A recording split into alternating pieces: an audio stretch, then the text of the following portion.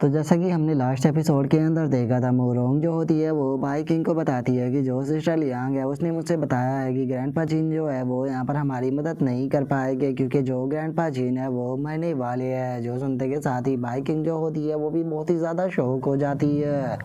जिसके बाद अब हमारा व्यू जो होता है वो जो पगोड़ा टावर होता है उसकी गोल्डन सिटी जो होती है टॉप पर उसके अंदर आ जाता है। जिसके बाद अब हम देखते हैं कि वहाँ पर एक लड़की जो होती है वो आ जाती है, जिसके बारे में हमें बताया जाता है कि ये गोल्डन क्लैन के जो इटर्नल अफेयर होते हैं उनकी मैनेजर है, जिसका नाम कि लुओ येंग है।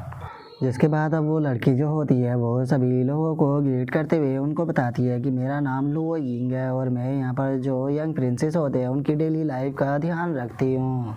जो सुनकर भाई किंग जो होती है वो खुद का इंट्रोडक्शन देते हुए उससे बोलती है कि मेरा नाम भाई किंग है और माफ़ कर देना कि मैंने यहाँ पर आकर आप लोगों को डिस्टर्ब किया। जो सुनकर जो वो यिंग होती है वो उससे बोलती है कि जो योर हाइनेस मोरोंग है उसने पहले ही मुझे आपके आने के कारण के बारे में बता दिया था, तो इसीलिए प्लीज़ आप मेरे साथ में आइए। जो सुनकर भाई किंग जो होती है वो मोरोंग के पास में जाने के बाद उसके कान में उसे बोलती है कि मोरोंग जो सिस्टर लुओ यिंग है, मुझे लगता है कि ये गोल्डन क्लैन की कोई पावरफुल पर्सन होगी। जो सुनने के बाद मोरोंग उसे मना कर देती है और वो भाई किंग को बताती है कि जो सिस्टर यिंग है वो ब्लैक एप क्लैन से आती है और इस टाइम पर ब्लैक एप क्लैन का जो लीडर है वो इनकी यंगर सिस्टर है और ये यहाँ पर सारी रिस्पॉन्सिबिलिटी का ध्यान रखती है जितने भी गोल्डन क्लैन के इंटरनल अफेयर होते हैं।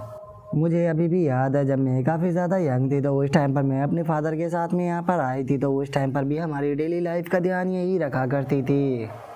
गोल्डन क्लैन की सबसे बड़ी पहचान ये है कि इन लोगों के बाल जो है वो गोल्डन होते हैं और जो ये तुम्हारे सामने खड़े हुए हैं ये सिस्टर लियांग के यहाँ पर कज़न है, जिनमें से कुछ तो अभी ही पैदा हुए हैं, क्योंकि मुझे याद है जब मैं पिछली बार यहाँ पर आई थी तो इनमें से काफ़ी सारे लोग जो थे वो यहाँ पर नहीं थे। और मोरोंग के इतना बोलते के साथ ही कोई पीछे से आकर भाई किंग की पूंछ को टच करने लगता है, जो देखकर भाई किंग भी उसकी तरफ देखने लगती है, जहाँ पर कि उसे पता लगता है कि एक छोटा सा मंकी जो है वो भाई किंग के लिए फ्रूट लेकर आया है। जो देखने के बाद भाई किंग उसे बोलती है कि क्या ये मेरे लिए है, और इतना बोलकर भाई किंग उसे ले लेती है और अब वो उसका शुक्रिया अदा करते हुए उसे बोलती है कि तुम काफ़ी अच्छे लड़के हो। और इतना बोलने के बाद भाई किंग उसके सर के ऊपर हाथ को रखने ही वाली होती है, लेकिन तभी जो वो यिंग होती है वो भाई किंग को मना करते हुए उससे बोलती है कि और हाइनेस भाई किंग प्लीज़ ऐसा मत करना। तभी जो मोरोंग होती है वो भी उससे बोलती है कि भाई किंग उसके सर को टच मत करना, और वे इतना बोल ही रहे होते हैं लेकिन तभी हम देखते हैं कि भाई किंग उसके सर को टच कर देती है, जिसके कारण जो भाई किंग होती है उसे एक काफ़ी तगड़ा ही इलेक्ट्रिसिटी शॉट जो होता है वो लगता है, जिस कारण भाई किंग जो होती है वो ज़मीन पर गिर जाती है। और जो मोरोंग होती है वो उसको बताती है कि गोल्डन क्लैन के अंदर जब कोई पैदा होता है तो उसके पास में पैदा होते के साथ ही टॉप क्वालिटी की थंडर रूट होती है, और ये लिटिल मंकी जो है वे अभी अपनी पावर को यहाँ पर कंट्रोल नहीं कर सकती है, तो इसीलिए अगर तुम इन्हें टच करोगी तो तुम्हें इसी तरह का शौक जो है वो लगेगा। जो सुनकर जो भाई किंग होती है वो रोते हुए उन दोनों से बोलती है कि सिस्टर यू और मोरोंग यहाँ पर मेरी मदद करो, क्योंकि मैं अपनी बॉडी को नहीं हिला पा रही। जिसके अब हम थोड़ी देर बाद का सीन देखते हैं जहाँ पर कि मोरोंग भाई किंग के बालों को साफ कर रही होती है और भाई किंग मोरोंग से बोलती है कि इतनी इंपॉर्टेंट चीज़ जो थी वो तुमने मुझे पहले क्यों नहीं बताई, क्या तुम जानती भी हो कि मेरा पूरा सर जो था वो सुन्न हो गया था। जो सुनते के साथ ही जो मोरोंग होती है वो भाई किंग से बोलती है कि ये तुम्हारी खुद की गलती है, आखिर तुम्हें किसने ही कहा था कि तुम उसके सर को टच करो। और उसके इतना बोलते के साथ ही हम देखते हैं कि जो लुओ यिंग होती है वो वहाँ पर आ जाती है, जो कि वहाँ पर आने के बाद भाई किंग से बोलती है कि योर हाइनेस प्लीज़ मुझे माफ़ कर देना, आपको इतनी देर जो है वो इंतज़ार करना पड़ा, जिसका कारण ये है कि मैंने जो यंग मास्टर और जो यंग लेडी है उन सभी को यहाँ पर आपके लिए फ्रूट जो था वो लाने के लिए बोला था, और इससे अलग जो आपकी बॉडीगार्ड थी उसे मैंने यहाँ पर जो 12 ट्रेजर हाउस है वहाँ पर भिजवा दिया है, क्योंकि वहाँ पर टॉप ग्रेड के स्पेशल स्टोन है, जिस कारण उसे वहाँ पर काफ़ी अच्छी स्पेशल एनर्जी जो है वो मिल पाएगी और वो उस जगह से काफ़ी ज़्यादा सेटिस्फाई भी है।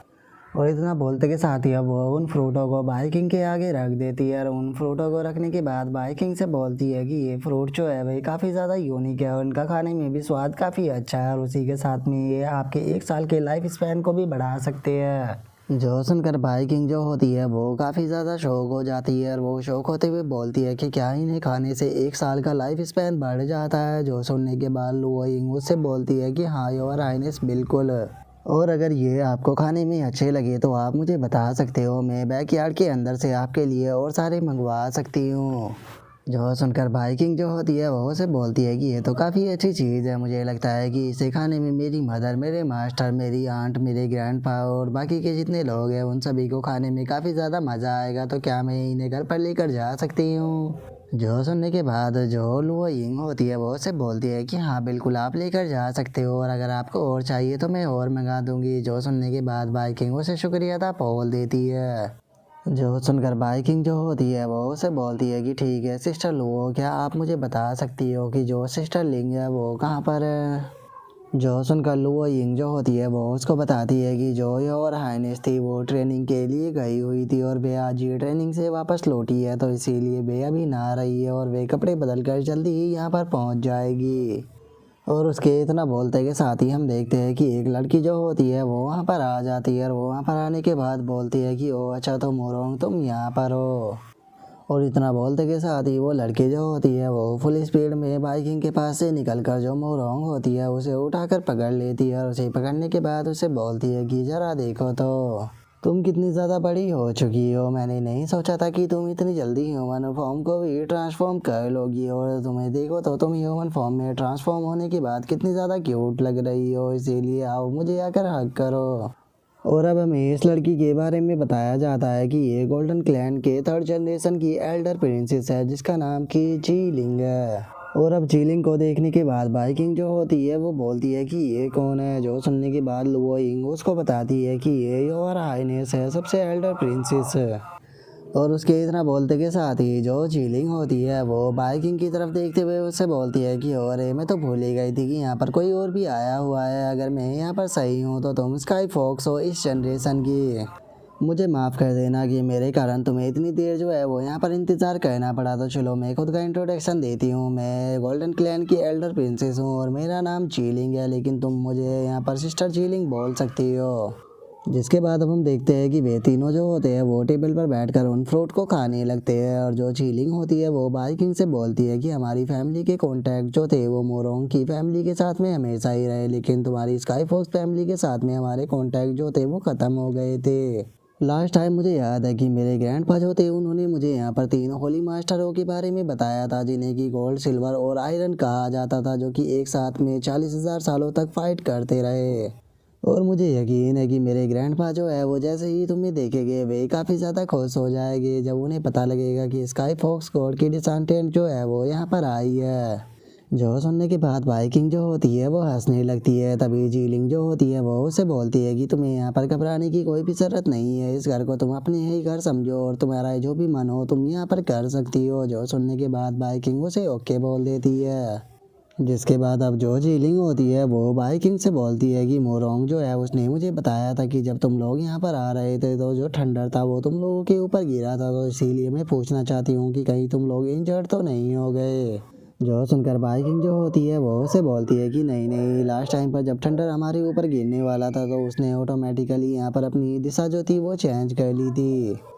जो सुनकर अब जो जीलिंग होती है वो बाइकिंग से बोलती है कि बाइकिंग मोरोंग ने मुझे यहाँ पर तुम्हारे क्लैन की सिचुएशन बताई है कि तुम्हारा क्लैन जो है वो अभी वॉर से जूझ रहा है। और सच बताओ तो पास्ट में जो हमारा गोल्डन क्लैन था वो हमेशा ही इस तरह की मुसीबत में दूसरे लोगों का साथ देता था, लेकिन अभी के टाइम पर हम लोगों की सिचुएशन जो है वो ठीक नहीं है, इसीलिए हमारे गोल्डन क्लैन ने ये फैसला किया है कि हम यहाँ से बाहर नहीं जाएंगे। इसीलिए प्लीज़ मुझे माफ़ कर देना, मुझे नहीं लगता है कि हम लोग जो है वो इस बार तुम लोगों की मदद कर पाएंगे। जो सुनने के बाद बाइकिंग जो होती है वो जीलिंग से बोलती है कि मैंने सुना है कि जो ग्रैंडपा चीन है वो मरने वाले हैं, लेकिन मैं बता दूं कि मेरे पास में काफ़ी सारे हीलिंग एलिक्सर है, तो हो सकता है कि मैं यहाँ पर ग्रैंडपा चीन की मदद कर पाऊँ। जो सुनते के साथ ही जो झीलिंग होती है वो भी मुस्कुराने लगती है, और वो मुस्कुराते हुए बाइकिंग से बोलती है कि बाइकिंग सच में तुम काफ़ी काइंड पर्सन हो, लेकिन मैं तुम्हें बता दूं कि मेरे ग्रैंडपा को यहाँ पर किसी भी प्रकार की इंजरी नहीं है, बल्कि जो मेरे ग्रैंडपा जीन है वो अपनी लाइफ के एंड पर जा चुके हैं। और उसके इतना बोलते के साथ ही हम ग्रैंडपा जीन को देखते हैं जो कि एक जगह पर बैठे हुए होते हैं, और उसी जगह पर जो चैन ही होता है वो भी आ चुका होता है। जिसके बाद हमारा व्यू बाइकिंग के ऊपर दोबारा से आ जाता है, और बाइकिंग आसमान की तरफ देखते हुए बोलती है कि जो क्लाउड थे वे डिसअपेयर हो गए। जो सुनने के बाद जीलिंग उसको बताती है कि आधी रात हो जाने के बाद ग्रैंडपा जो होते हैं वो सो जाते हैं। और उनके सो जाने के कारण ही यहाँ पर जो ये थंडर लाइट होती है ये भी गिरना बंद हो जाती है। और इतना बोलकर अब जीलिंग जो होती है वो बाइकिंग को एक टावर दिखाते हुए उससे बोलती है कि देखो ये वो पैलेस है जिसके बारे में मैं बात कर रही थी। हमारे ग्रैंडपा जो है उन्होंने हमारे क्लैन का सबसे ग्रेट ट्रेजर जो है सेलेस्टियल थंडर स्टिक उसे इसके अंदर सील किया हुआ है। और जो ग्रैंडपा जीन है वो भी उसी जगह पर सील है। जो सुनते के साथ ही अब बाइकिंग जो होती है वो बहुत ज़्यादा शौक हो जाती है और वो शौक होते हुए बोलती है कि क्या वे उस जगह पर सील है, लेकिन आखिर ग्रैंडपा जीन को वहाँ पर सील क्यों किया गया है, क्योंकि वे तो ग्रेट हीरो थे। जो सुनते के बाद साथ ही जीलिंग जो होती है वो उसको बताती है कि ये ग्रैंडपा की खुद रिक्वेस्ट थी कि वे उसके अंदर सील होना चाहते थे, जिसका कारण कि ये है कि उन्होंने स्काई फॉक्स के साथ में कुछ किया था, इसी कारण उसने उन्हें खुद को सील किया है। जो सुनने के बाद बाइकिंग जो होती है वो और ज़्यादा शौक हो जाती है और वो शौक होते हुए बोलती है कि क्या ग्रैंडपा जिन ने स्काई फॉक्स के साथ में कुछ किया था, क्या तुम मुझे बता सकती हो कि आखिर क्या हुआ था। जो सुनते के बाद आधी जीलिंग जो होती है वो उसको बताती है कि अगर पास्ट टाइम की बात की जाए, जिस टाइम पर तुम्हारी एंसेस्टर स्काई फॉक्स गॉड हुआ करती थी, तो उसने हमारे ग्रैंडपा जिन के साथ में एक एग्रीमेंट किया था, जो कि ये था कि जो स्काई फॉक्स गॉड थी वो पूरे वर्ल्ड को घूम कर आएगी और जो ग्रैंडपा चीन है वो माउंटेन एंड शी वर्ल्ड को प्रोटेक्ट करेगी। लेकिन माउंटेन एंड शी वर्ल्ड के बाहर बहुत सारे खतरे जो थे वो छुपे हुए थे और जिस टाइम पर जो स्काई फॉक्स गॉड थी वो बाहर गई तो उसे उस खतरों से जूझना पड़ा। और किसी ने भी नहीं सोचा था कि जो स्काई फॉक्स गॉड है वो इस चीज़ में मारी जाएगी और जिस कारण अब मेरे ग्रैंडपा जो थे वो अपने वादे को पूरा करने के लिए माउंटेन एंड शी वर्ल्ड को प्रोटेक्ट करने लगे। लेकिन जो ग्रैंडपा जिन थे उन्हें स्काई फॉक्स गॉड के बारे में कुछ भी नहीं पता था कि वे कहाँ पर है या फिर उनके साथ में क्या हुआ है, इसीलिए मेरे ग्रैंडपा जिन जो थे वो अगले 20,000 सालों तक इस वर्ल्ड को प्रोटेक्ट करते रहे। लेकिन इसी बीच में बहुत सारे मॉन्स्टर जो थे वो यहाँ पर आने लगे, जिनमें से कुछ एंशिएंट बीस्ट थे तो कुछ नए प्रकार के मॉन्स्टर बीस्ट थे जो कि अभी अभी ही पैदा हुए थे। लेकिन इस बार ग्रैंडपा जिन का साथ देने के लिए मोरोंग के ग्रैंडपा जो थे वो भी आ गए, जिसके बाद उन दोनों ने साथ में मिलकर यहाँ पर मौजूद मॉन्स्टरों के साथ में फाइट की और इन द एंड यहाँ पर मेरे ग्रैंडपा अकेले ही बच गए, जिन्होंने कि उन सभी मॉन्स्टरों को एक एक कर ख़त्म करना शुरू कर दिया।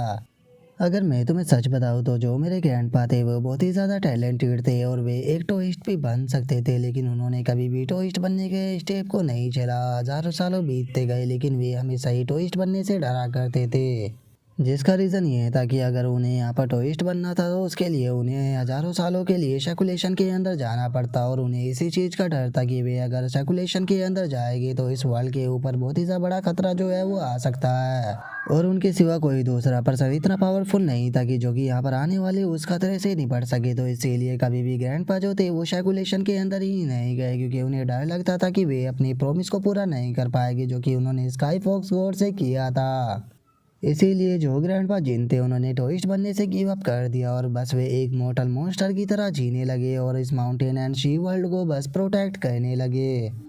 और वो भी बस अपने एक वादे को पूरा करने के लिए जो कि उन्होंने स्काई फॉक्स गॉड से किया था। लेकिन यहाँ पर एक मोटल मॉन्स्टर की एज जो होती है वो 60,000 साल ही होती है और ग्रैंडपा जिन जो है वो यहाँ पर अपनी एज पर पहुँच चुके हैं। और इतना बोलकर जैसे ही जीलिंग अब बाइकिंग की तरफ देखती है तो उसे पता लगता है कि जो बाइकिंग है वो रो रही है। जो देखने के बाद जीलिंग उससे बोलती है कि क्या हुआ, कि तुम इस तरह से क्यों रोने लगी, क्या यहाँ पर कुछ गड़बड़ है। जो सुनते के साथ ही जो बाइकिंग होती है वो रोते हुए बोलती है कि मुझे माफ़ कर देना, मुझे नहीं पता था कि पास्ट में इस तरह की चीज़ें हुई है। ग्रैंडपा जिन जो थे वो मेरी ग्रैंड माँ स्काई फॉक्स गॉड का प्रॉमिस पूरा करने के लिए इस तरह से यहाँ पर मेहनत कर रहे थे। जो सुनकर अब जो झीलिंग होती है वो बाइकिंग को शांत करते हुए उसे बोलती है कि शिली गर्ल, आखिर तुम रो क्यों रही हो। मैं तुम्हें ये चीज़ इसलिए नहीं बता रही कि ताकि तुम्हें बुरा लगे, बल्कि मैं तुम्हें इस चीज़ लिए बता रही हूँ ताकि तुम्हें पता लगे कि मेरे ग्रैंडपा कितने महान और कितने हैंडसम थे।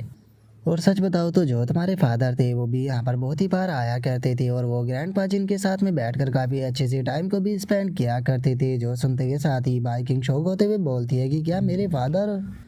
जो सुनने के बाद जो झीलिंग होती है वो उसको बताती है कि जो मेरे ग्रैंडपा है उन्होंने मुझे मेरे ग्रेट ग्रैंडपा के बारे में बताया था कि वे हमेशा ही क्लेम और काफ़ी ज़्यादा डिसिप्लिन के साथ में रहते हैं और वे अपने टेम्पर को उन्होंने अपनी लाइफ में केवल कुछ ही बार खोया है। ये उस समय की बात है जब तुम्हारे फादर ने थ्रोन को पा लिया था, तो उस टाइम पर वे ग्रैंडपा जिन से मिलने के लिए यहाँ पर आए थे और यहाँ पर आने के बाद उन दोनों ने 3 दिन और 3 रात तक लगातार यहाँ पर ड्रिंक किया था।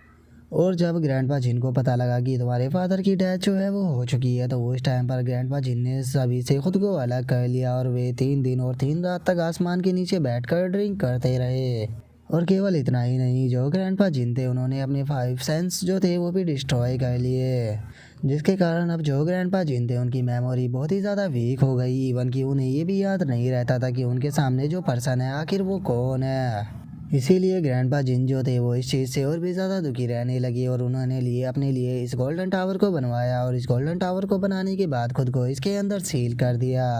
और उसे यहाँ पर एक थंडर फॉर्मेशन जो है उसे भी बनाया गया है, क्योंकि ग्रैंडपा जिन की डेथ का कोई पता नहीं कब हो सकती है, लेकिन हम लोग नहीं चाहते कि माउंटेन एंड शी वर्ल्ड के अंदर इस चीज़ का पता लगे, क्योंकि इसके कारण पूरे माउंटेन एंड शी वर्ल्ड के ऊपर बहुत बड़ा क्योस आ सकता है।